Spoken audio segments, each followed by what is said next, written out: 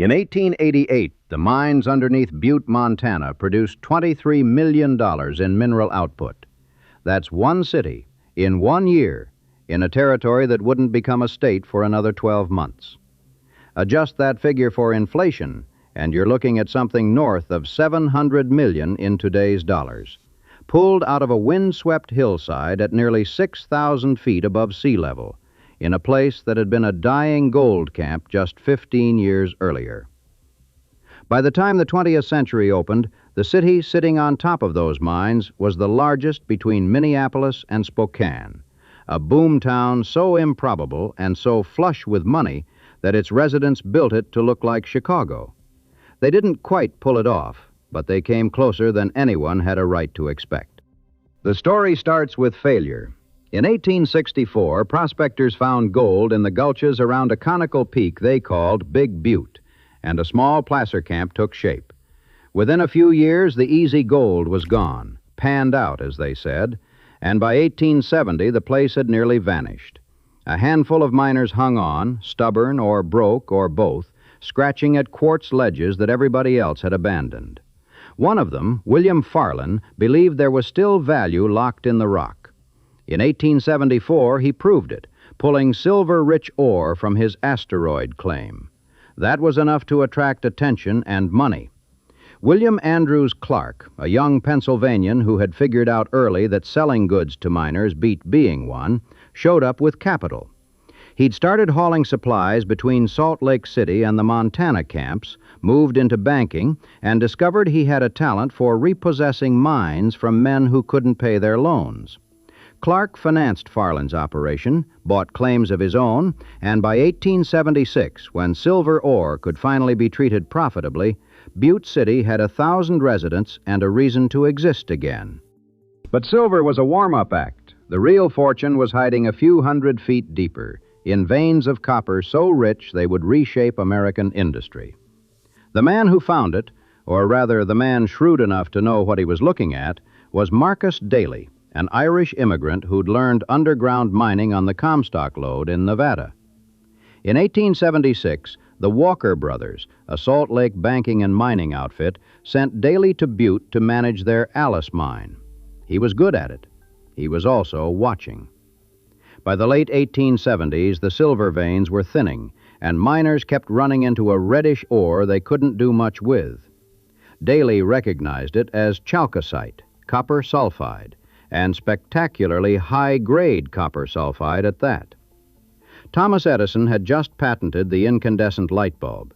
The telephone was 2 years old. Every mile of electrical wire the country strung would require copper, and Daly was standing on top of what might be the biggest deposit on the continent. In 1880, he sold his interest in the Alice and bought the Anaconda mine. He did it with money from California investors, James Ben Ali Hagan, Lloyd Tevis, and George Hearst, father of the newspaper magnate William Randolph Hearst. The price was modest. Nobody yet understood what lay beneath. When Daly's miners drove deeper, they hit a vein of copper ore that ran 30% pure. To put that in context, the Berkeley pit, which wouldn't open for another 75 years, would mine ore running 0.75%. Daly had found something almost absurdly rich, and he knew exactly what to do with it. He incorporated the Anaconda Gold and Silver Mining Company in 1881, the name a relic of the Silver era, borrowed from a Civil War newspaper phrase about General McClellan's army encircling Robert E. Lee like a giant anaconda snake. The prospector who originally staked the claim, Michael Hickey, a Union veteran, had liked the image. Within a year, the Utah and Northern Railroad arrived in Butte, and the logistics problem that had constrained the camp dissolved overnight. Ore could move, equipment could arrive, and people did, in numbers that make your head spin. The 1880 census had counted 3,363 souls in Butte. By 1890, there were 23,000. That's nearly a seven-fold increase in a decade, most of it packed into the second half, after the copper boom ignited. The city exploded upward and outward across the hillside. In 1887 alone, Montana produced more than 78 million pounds of copper, with 58 million coming from the Anaconda mine. That same year, Butte temporarily became the largest copper producer in the United States, surpassing Michigan's Keweenaw Peninsula, which had held the title for decades. An exuberant local newspaper, the Butte Intermountain, captured the mood with typical frontier modesty. Butte is not only the Leadville of Montana, but proposes to be its own Denver. The ambition showed in the buildings. These weren't mining camp shacks thrown up from green lumber. The men getting rich in Butte wanted permanence, or at least the appearance of it. William Clark began construction on his mansion on West Granite Street in 1884. 34 rooms of high Victorian excess, with hand-painted ceilings, stained glass windows, and a billiard room paneled in rare wood. It cost an estimated $500,000. According to accounts of his income at the time, that figure represented roughly half a day's earnings for Clark. He was pulling in something like $17 million a month from his various mining, banking, and industrial interests. Figures that sound impossible, but appear in multiple sources. By 1900, his personal fortune was estimated at $50 million, making him one of the wealthiest men in the world. Clark also bought newspapers, the Butte Miner among them, and used them the way a modern billionaire might use a media company, to advance his political career and undermine his enemies. The enemy, primarily, was Marcus Daly, and their feud would become one of the great business rivalries of the Gilded Age. It started over water rights, or a slighted business deal, or political jealousy. The origins are genuinely unclear, and historians have argued about it for more than a century. What's certain is that by the late 1880s, Clark and Daly despised each other, and both had enough money to turn personal animosity into a public spectacle. Daly built a smelter 30 miles west of Butte and created an entire town around it, Anaconda, to process his ore away from Clark's sphere of influence. He fought Clark's campaigns for territorial delegate and U.S. Senate, at one point reportedly buying votes at $56 apiece to block him. Clark, for his part, launched his own bribery campaign when he ran for the Senate in 1899, distributing cash to Montana state legislators with a directness that even by Gilded Age standards was breathtaking. The U.S. Senate refused to seat him. He ran again, won again, and this time held the seat from 1901 to 1907, serving a single, undistinguished term. The scandal of the 1899 election contributed directly to the passage of the 17th Amendment, which took the power of electing senators away from state legislatures and gave it to voters. The bribery in a Montana mining town changed the Constitution. Meanwhile, the city that was generating all this money kept growing. By the turn of the century, at least 30 different nationalities and ethnic groups called Butte home. The Irish were the largest contingent, roughly 20,000 strong in the 1910s, and they dominated the unions, the politics, and the Catholic parishes. But the Finns had their own neighborhood, Finntown, up on the hill. The Italians clustered in Meaderville on the east side, where the restaurants served ravioli and red sauce, and the bars poured grappa. Serbs, Croats, Montenegrins, Czechs, Slovaks. The no-smoking signs posted underground in the mines were printed in 16 languages. The Chinese population may have reached as high as 2,500 at its peak, though census counts were notoriously low. It was probably the largest intermountain Chinatown in North America. In 1920, about a third of Butte's population wasn't just of foreign ancestry, they were foreign-born. The common phrase among immigrants heading west was supposedly, "Don't stop in America, go straight to Butte." And the physical city reflected that cosmopolitan energy. Daniel Hennessy, an Irish-born entrepreneur, built Montana's first department store at the corner of Granite and Main in 1898. The architect was Frederick Keyes of Minneapolis, and the building was a 6-story Renaissance Revival showcase of steel, terracotta, decorative glass, and wrought iron grill work. Marcus Daly helped finance it. When the Anaconda Copper Mining Company needed executive offices, they moved to the 6th floor of the Hennessy Building in 1901. From up there, company men could look out over the city that their minds had conjured into existence. The head frames silhouetted against the ridge, the smoke drifting east, the streetcars grinding up Main Street toward Walkerville. A cable car climbed Main Street up the hill to Walkerville as early as the late 1880s, powered by steam locomotives, and an electric streetcar system followed. The city got electrified before most American cities its size, naturally given what it produced. Between 1880 and 1881, mines around Walkerville installed electric lights. Butte's first electric power plant opened on East Mercury Street, and within a year it served most of the central business district. The city that supplied the copper for America's wiring had wired itself first. In 1906, the State Savings Bank commissioned Cass Gilbert, the same architect who would later design the Woolworth Building in Manhattan and the United States Supreme Court, to build a bank in Butte. Gilbert produced an 8-story tower in steel and stone, the Metals Bank Building, which stood 105 feet tall and would have looked at home on a street in lower Manhattan. When the 32-ton steel vault door arrived in September 1907, the entire city turned out to watch.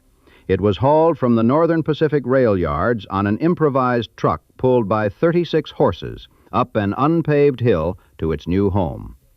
That image, 36 horses dragging a bank vault up a dirt road in a city that had hired one of America's most prestigious architects, captures something essential about Butte. It was a place of wild incongruities, where sophistication and rawness occupied the same block, sometimes the same building. The third Copper King, F. Augustus Heinze, arrived in 1889, a 19-year-old mining engineer from Brooklyn, the son of German immigrants, educated at the Columbia School of Mines. Heinze was brilliant, reckless, and possessed a legal imagination that his competitors couldn't match. He staked small, overlooked claims, and then exploited a peculiarity of mining law called the apex rule, which allowed a miner to follow a vein that originated on his property, even if it crossed beneath someone else's land. Heinze pushed this doctrine to its breaking point and beyond. In 1903, his miners tunneled into an amalgamated copper mine, the corporate successor to Daly's Anaconda operation, now backed by Standard Oil money, and extracted 100,000 tons of ore before Amalgamated could stop them. What followed was not a lawsuit. It was a subterranean war. Heinze's men and Amalgamated's miners fought hand-to-hand underground, detonated charges in each other's tunnels, burned rubber to fill passageways with choking smoke, attacked each other with high-pressure water hoses, and spread caustic lime to drive their rivals back. Eventually, Amalgamated decided it was cheaper to buy Heinze out than to fight him. In 1906, he sold his Butte interests and left for New York, where he and his brother attempted to corner the copper market. The scheme collapsed spectacularly, triggering the Panic of 1907, which in turn led to the creation of the Federal Reserve System. A mining hustle in Butte, Montana, changed American banking. While the Copper Kings feuded and got rich, the miners who actually went underground were building something too, the American labor movement. The Butte Miners Union, organized on June 13, 1878, became local number 1 of the Western Federation of Miners. By 1887, every mine in Butte was a closed shop. The city earned the nickname the Gibraltar of Unionism, and the unions weren't limited to miners. Tailors, typographers, teamsters, laborers, even teachers organized under the Silver Bow Trades and Labor Assembly. In 1911, a coalition of socialists and labor organizers managed to elect a socialist government in Butte, one of the few American cities ever to do so. The Carpenters' Union Hall, completed in 1906, housed most of the city's unions under one roof, and it still stands today, the oldest operating labor temple in the state. The money pouring out of the mines financed a cultural life that had no business existing in a city this remote. Mark Twain performed in Butte. Sarah Bernhardt played the theater circuit. Charlie Chaplin, years before Hollywood, worked the stage here. Clark Gable played Butte. Theodore Roosevelt gave a speech to a massive crowd on May 27, 1903. The city had an opera house, multiple theaters, and a social scene that ran 24 hours a day. The mines operated around the clock, which meant the bars and restaurants did too. The M&M Cigar Store, which opened in 1890 on Main Street, served drinks 24 hours a day, 7 days a week, for more than 100 years. It was listed on the National Register of Historic Places, a designation normally reserved for buildings of architectural distinction, not for a bar that never closed. Dashiell Hammett, the detective novelist, had worked in Butte as a Pinkerton agent, hired to break strikes and intimidate labor organizers. Years later, he wrote Red Harvest, set in a fictional town called Poisonville, an ugly city of 40,000 people set in an ugly notch between two ugly mountains that had been all dirtied up by mining. Nobody in Butte needed to be told which city he meant. The novel's plot, involving corrupt mine owners and bought police and a labor massacre, drew directly from the Anaconda Road incident of 1920, when company mine guards gunned down striking workers. 17 were shot in the back as they tried to flee. 1 man died. Hammett took notes and turned them into literature. Butte took bullets and turned them into grievance. And then there was the Red Light District, centered on a stretch of Mercury Street and a narrow lane behind it that went by several names over the decades: Pleasant Alley, Venus Alley, and eventually, among the city's last madams, an unprintable third name. The Dumas brothel, built in 1890 by 2 French-Canadian brothers named Nadeau, was the anchor of the district. It operated continuously for 92 years, the longest-running brothel in the United States, finally closing in 1982, the same year the Berkeley Pit shut down. A 50-cent transaction at the turn of the century, with the working women receiving roughly 40%. By 1910, when citizens petitioned Mayor Charles Nevin to shut the district down, it was contributing $2,000 a month to city coffers. The petition went nowhere. The district remained open in various configurations through 2 world wars, Prohibition, and the entire arc of the Civil Rights era.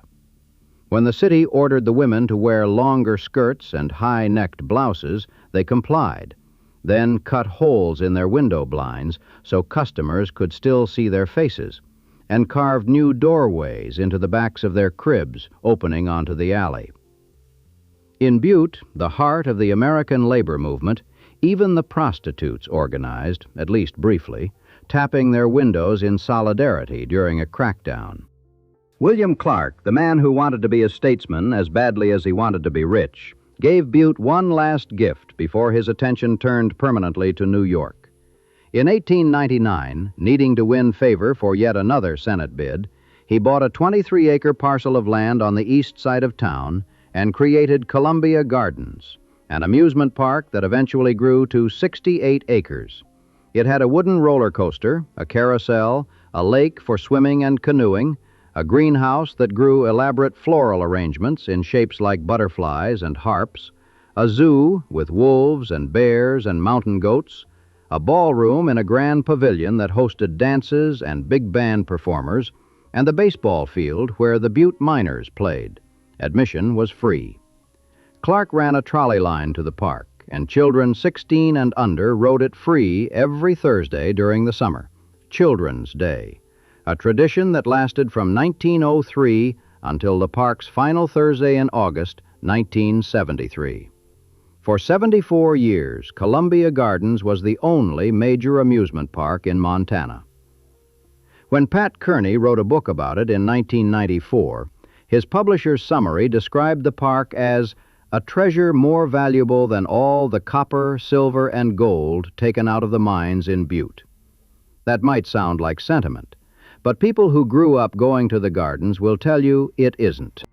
By 1910, the population had reached somewhere around 74,000, depending on which estimate you trust. The city directory for that year suggests that number. The federal census, which undercounted transients, immigrants, and the Chinese came in lower. Copper ore mined from the Butte district in 1910 alone totaled 284 million pounds. Between roughly 1905 and 1917, Butte produced between a quarter and a third of all the copper on Earth. Not in the United States, on Earth. It was the world's single largest source of the metal that was wiring the modern age. The peak came in 1917, and it arrived tangled up with Catastrophe. By that year, the city directories estimated the population at 91,000. Some sources push it close to 100,000, which would have made Butte the largest city in the vast region from the Great Lakes to the Pacific Northwest. 14,500 miners worked underground, and the United States had just entered the First World War. Copper was a strategic material. The mines ran at full wartime capacity. On the evening of June 8, 1917, 410 men descended into the Granite Mountain mine to begin the night shift. Earlier that day, a crew had been lowering a massive electrical cable, 1,200 feet long, 5 inches thick, weighing as much as a small automobile, down the shaft to complete a sprinkler system designed to protect against fire. The cable slipped from its clamps and fell in a tangled heap below the 2,400-foot level, its lead sheathing torn open, exposing yards of oil-soaked cloth insulation. At 11:30 that night, a shift boss named Ernest Sullo descended with a partner to inspect the damage. In the pitch dark, 2,400 feet below the surface, the only light they had was a carbide lamp, an open flame. Sullo's lamp touched the oily insulation, and the cable ignited.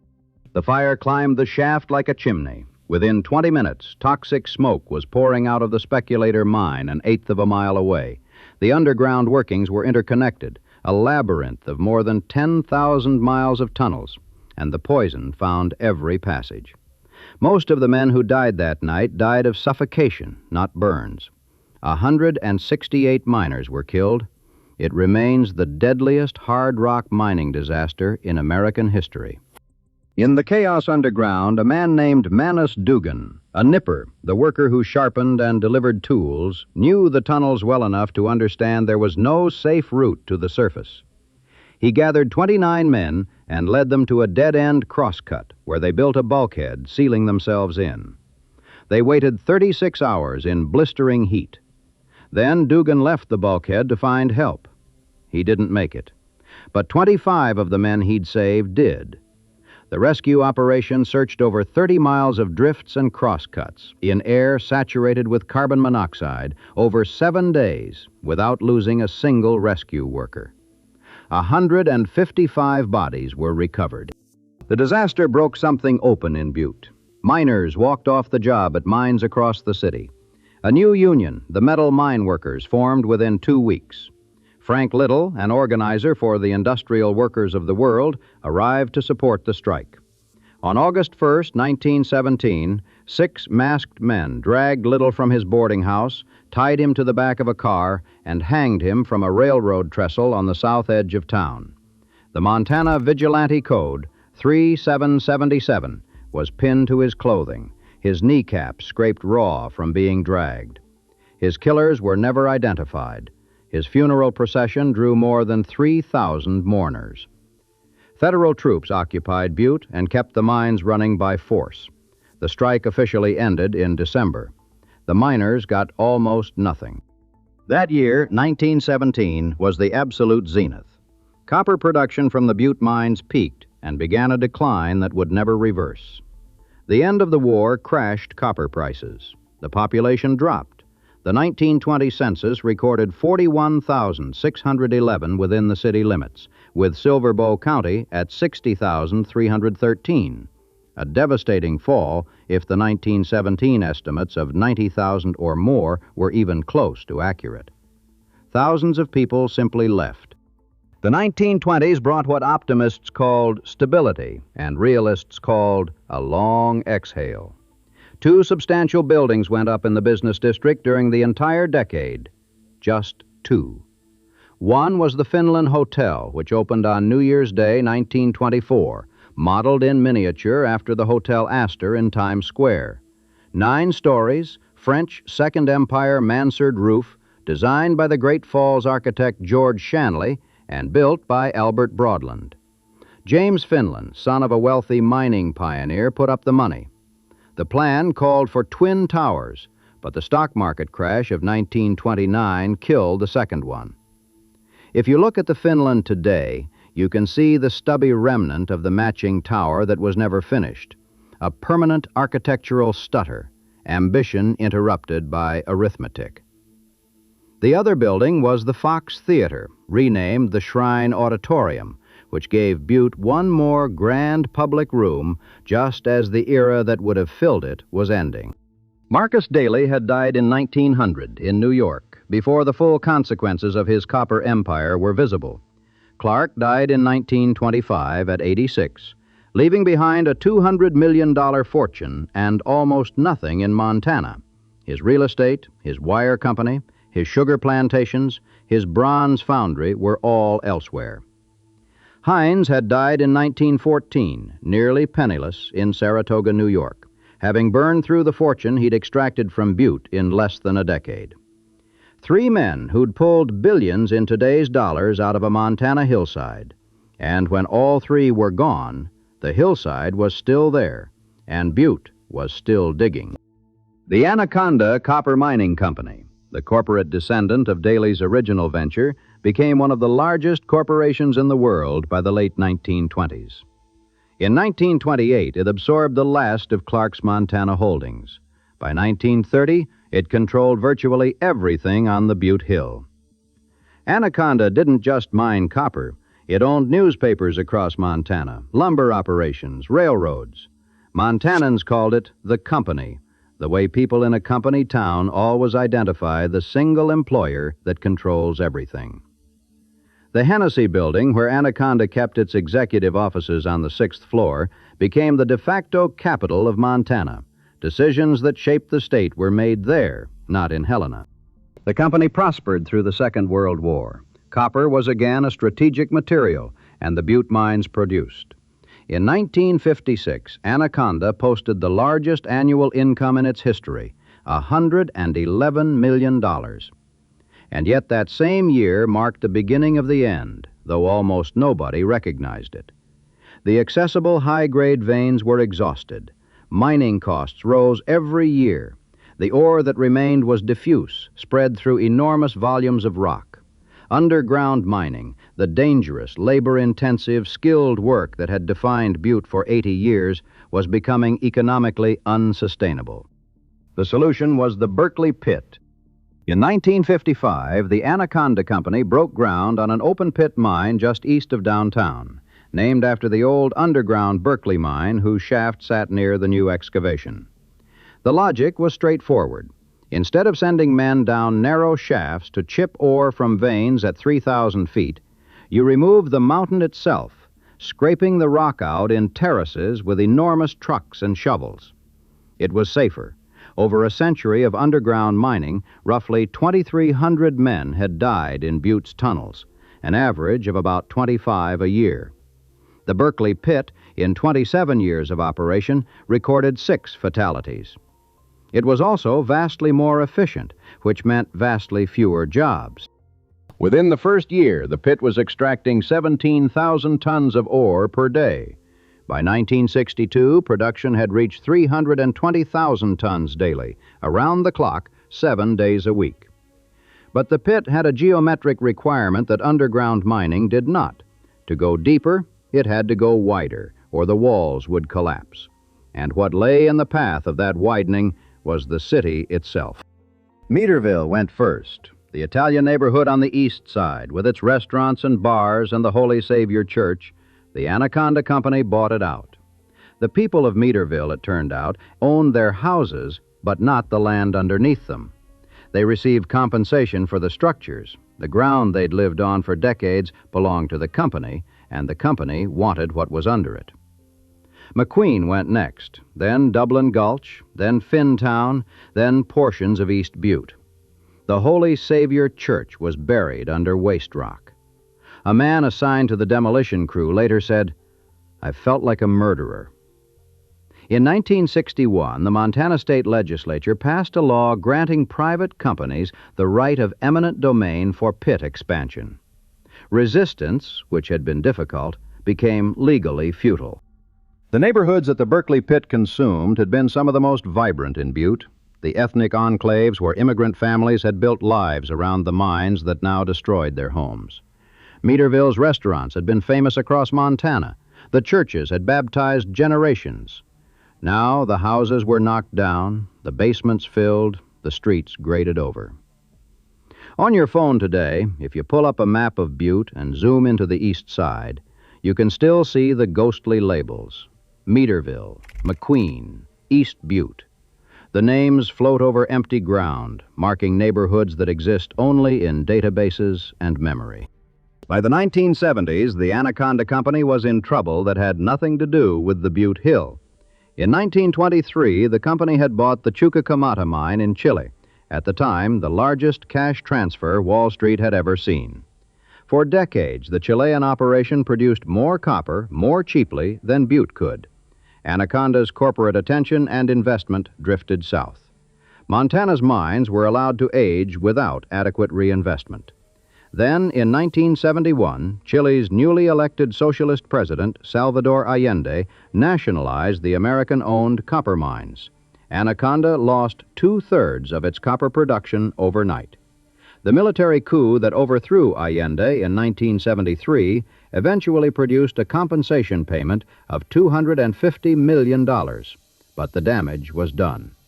The company's financial position was critically weakened. It sold off its Montana timber holdings, thousands of square miles of forest, to Champion International, trying to meet financial deadlines in New York. It didn't help enough. Also in 1973, the Anaconda Company announced that the coming season would be the last for Columbia Gardens. The Berkeley pit was creeping toward the part from the north. On Labor Day, September 3, 1973, the gates closed for the final time. There was talk of relocating the rides, preserving something. Then, on November 12th, a fire broke out in the arcade building where the carousel horses and ride parts were in storage. The official cause was an overloaded electrical transformer. Locals noted that power to the site had been shut off 2 months earlier. Whether the fire was arson has never been proven, but in Butte, where the Anaconda Company had a long and documented history of clearing land it wanted by the most convenient means available, the question answers itself in most conversations. The Continental Pit would soon swallow the site where the park had stood for 74 years. In 1977, Atlantic Richfield Company, Arco, the oil giant, bought the Anaconda Company for $700 million. It was a diversification play, a petroleum company hedging its bets with hard rock mining assets. Arco had no experience mining copper. Within 3 years, the price of copper dropped to 60-odd cents a pound, the lowest in years. On April 22, 1982, Arco announced it was suspending all operations in Butte. The underground pumps in the Kelly mine, which had kept groundwater out of the tunnels for decades, were shut off. Water began to rise. For the first time in its history, Butte was a mining town without a mine. The Berkeley pit filled slowly, the way a bathtub fills if you leave the tap on a trickle and forget. Groundwater, acidic from contact with the sulfide minerals in the rock, seeped through 10,000 miles of abandoned tunnels and pooled in the open pit. The water was laden with copper, arsenic, cadmium, zinc, and sulfuric acid. Its pH hovered around 2.5, roughly the acidity of lemon juice. In 1995, a flock of migrating snow geese landed on the surface of the pit lake. The number reported varies. Some accounts say 342, others say more. But the birds died, their internal organs burned by the water. The Berkeley pit became one of the largest Superfund sites in the country, a toxic lake a mile long and half a mile wide, visible from space, growing deeper every year. The population, which had been declining since 1920, stabilized in the early 1990s around 32,000. The stabilization owed something to Dennis Washington, a Montana billionaire who purchased some of Anaconda's old claims from Arco and restarted the Continental Pit in 1986, mining copper and molybdenum from what had been the site of Columbia Gardens. Mining stopped again in 2000 when energy costs spiked, and resumed in 2002 when copper prices rose. It continues today, a smaller operation employing a few hundred people, a fraction of the 14,500 who worked underground in 1917. The Finland Hotel still stands on East Broadway, renting rooms to travelers who appreciate a vaulted lobby and chandeliers over a highway chain. The Hennessy Building still stands at Granite and Main, its terracotta facade restored in 1989, now a business center. The Metals Bank Building still stands, Cass Gilbert's only building in Montana, its Roman-lettered facade spelling TRVST instead of trust, in a nod to classical topography that feels, in the 21st century, like an artifact from a civilization that thought in longer time horizons than ours. The Copper King Mansion still stands on West Granite Street, Clark's 34 rooms of Victorian excess operating as a bed and breakfast, where you can sleep in a room with hand-painted ceilings for the price of a decent hotel, then eat a homemade breakfast in the dining room, where a man who earned $17 million a month once entertained guests. 14 head frames still rise above the mine shafts, silhouetted against the sky like the skeletons of some industrial species that went extinct. Uptown Butte has the largest National Historic Landmark District in the country, nearly 6,000 contributing historic properties, a designation shared with the nearby smelter town of Anaconda. Many of the commercial buildings aren't fully occupied. The storefronts that are open tend to house locally owned shops, galleries, and the kind of bars where the bartender knows your name because there aren't that many names to know. And then there is the Dumas brothel, which closed the same year the Berkeley Pit did, as if the two institutions had been connected by some underground vein of their own. It changed hands several times, fell into disrepair, and now operates as a museum. New owners are restoring it. The 90-foot statue of the Virgin Mary, Our Lady of the Rockies, was dedicated in late 1985, not long after the mines closed. It stands on the Continental Divide above the city, visible from miles away, white against the sky. It was built by volunteers, many of them former miners, as a tribute to motherhood. It looks down on the pit. Today, the 2020 census puts the population of Butte Silver Bow at 34,494, making it Montana's 5th largest city. The head frames catch the light at sunset. The ghost signs, hand-painted advertisements for Wrigley Spearmint Gum, for products and businesses that vanished decades ago, survive in the alleys between the brick buildings, preserved in permanent shadow, their colors fading so slowly it looks like patience. The alleys themselves are paved in the original cobblestones, and if you walk them in the right light, you can see the granite foundations of a city that was built with absolute confidence on top of a hole in the ground. The Finland Hotel still has the stubby base of its unfinished second tower, the one that was supposed to match the first, the one that the 1929 crash made unnecessary. It faces East Broadway like a sentence that was never completed. The lobby still has the chandeliers. The ballroom still has the ceiling fans. The rooms are available for rent. The view from the upper floors, on a clear evening, takes in the whole of Uptown, the head frames on the ridge, the lights of the remaining city coming on one by one, and beyond them, the dark shape of the hill that made all of it possible and then slowly took most of it back.